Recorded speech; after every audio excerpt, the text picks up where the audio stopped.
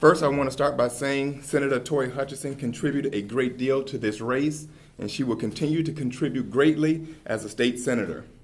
The circumstances behind her departure, however, are very troubling.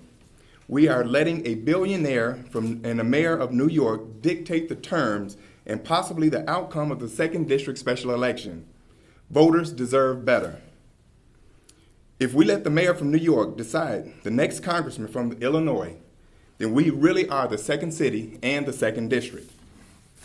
Mayor Bloomberg has poured nearly $1.5 million into this race and has promised to spend a total of $2 million to help one of my opponents, whose credentials on gun issue add up to no more than 10 years, was sponsoring a gun bill 10 years ago.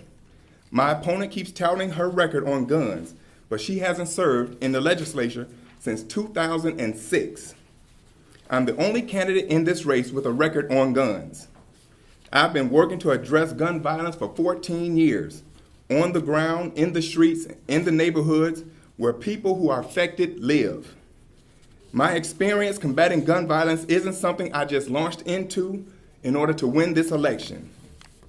Not only have I shepherded the Chicago's 2010 gun ordinance through the city of Chicago as chairman of the Police and Fire Committee, but last week we added tougher gun control to pass, and it passed unanimously. I got a call just last night asking me to drop out of this race. I have no intentions on dropping out of this race. I will not be bullied out of this race in order to drop out. I'm running for Congress to fight the bullies who stand in the way of the 2nd District getting its fair share of resources. I'm not owned by anyone. I don't have a godfather or a godmother clearing the way for me. I intend to win this election the old-fashioned way, by earning it. I have earned every vote and every dollar. Just like President said last Friday during his visit to Hyde Park Academy, gun violence is a major issue, but it's not the only issue. The biggest issue facing this race is jobs and how we want the 2nd Congressional District to look in the future. The president's speech on Friday mirrored what I've been saying throughout this entire election. My opponents have been missing in action on the battlefield to reduce gun violence. For those of us who have been on the street working tirelessly for years to address this problem, it's insulting to have a New York billionaire anoint Chicagoland's leader in this cause, especially one who has contributed so little. As I stated in a news conference last month, 24 Chicago public school students were killed by gun violence in 2012. That's 4 less than were killed in 2011. Once again, I will state that's equivalent to a Sandy Hook every year in Chicago. Where were my opponents when all these kids were being killed year in and year out? All of us know where I was. I was fighting to get police reassigned to where the crime is occurring. That's exactly what Mayor Rahm Emanuel is doing right now. He has finally decided to take action, and I've been fighting this issue all the way back to Superintendent Phil Klein. I'm running this race to win, and as I have in all other races since 1999. But more importantly, I believe the 2nd District belongs to the people of the 2nd District, not outsiders intending on buying a representative in Congress. I have faith in the voters will reject the bullying and the buying of this election, and the people of this district will make their choice on what's best for us, not the outsiders. Tell us, Anthony, who do you think bullied Toy out of this race? Well, I think Mayor Bloomberg and the negative ads and the billions of dollars that he has and the millions of dollars that he's pouring into this election. What is his stake in Illinois, in the 2nd Congressional District? He can't buy this election. The people of this district deserve to make sure they pick who the next representative is and not somebody from New York. And why? You raised the question. Why do you think Bloomberg is getting so involved in this district? Well, again, I think it's part of the gun issue. But the thing is, I've been fighting the gun issue my entire career here in the city of Chicago. I've been fighting for resource reallocation since I've been alderman of the 9th Ward. I've been fighting for equality and fairness as far as making sure all our communities are protected. this is not something that's new to me. My opponent hasn't been in office since 2006, hasn't passed a bill since 2006. But they're the person that's out here saying that they're the ones fighting for gun control and trying to fight for our kids.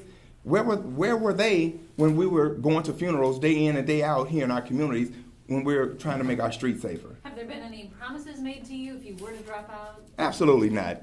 I can't be bought. I can't be bought. And that's why I'm telling you, I don't have a godmother or a godfather in this race. Nobody has paved the way for me.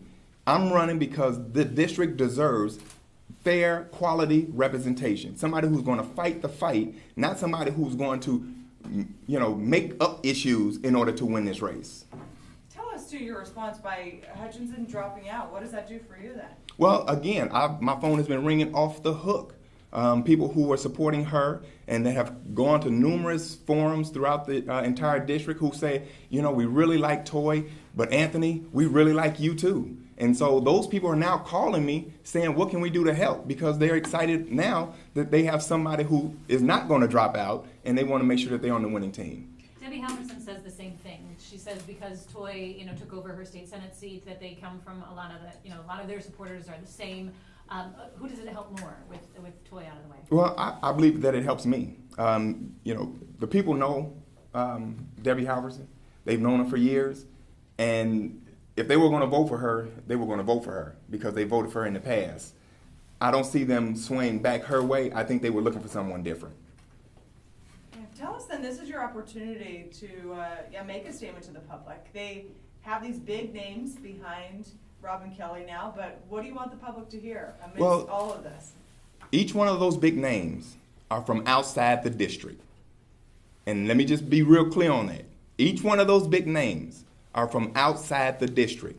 The people of this district are going to decide who their next representative is going to be, not outside forces, anointing someone who they think should be the representative of this district.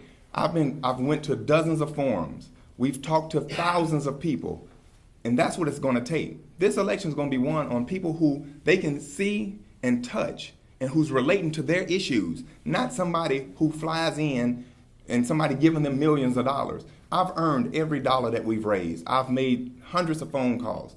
I don't have anybody, pouring money in to help my candidacy, but yet we're still viable and we're still going to win this election.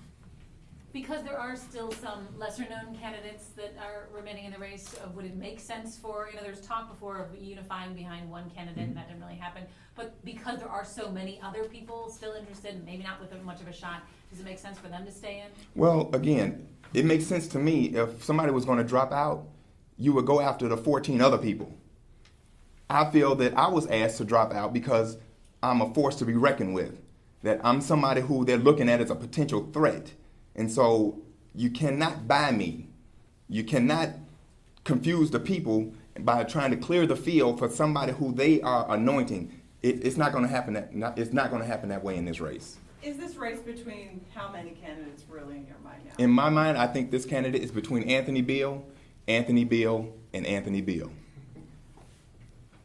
Okay, you wouldn't say that's a great soundbite. Now, would you say is it three? Would it be between you, Robin Kelly, and Halverson? Are you saying, or is everyone still? Well, again, everyone has put out fictitious polls, and everyone is putting out polls saying that they're in the lead, they're gaining support, they have momentum. I feel that we're in a very good place right now to win this election, and we're going to win it on Election Day. And there are only 9 days left. Do you see many more being cleared on the field? Or? Again, if somebody was going to get out, they should have chipped away at the people who have no business being in this race. Alderman, can I get you to stand there so we get the best shot? Mm-hmm. Thank you.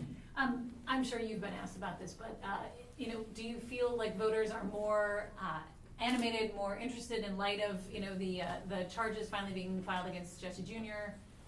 Well, again, the district has had its troubles over the years, and I think we're trying to get past that. We're trying to move forward. And, again, my prayers continue to go out to the entire Jackson family because they are going through a great ordeal right now. But do you feel like that'll motivate voters more? Well, I think right now the people should be angry that we have people from the outside trying to pick who our representative should be. And I think that's what's going to outrage the district more than anyone else. Do you know of any relationship between Robin Kelly and Mayor What- Bloomberg? Hey, why she they- was from New York. How about that? That's the big question we're all, wondering. We'll be able to ask today, though. Mhm. We'll ask Ms. Exactly. Kelly. I think that's the connection. She's from New York. She is not a homegrown, born and raised second congressional district candidate, which I am. Okay, Thank you. thank you so got it. much. Mhm. We appreciate it.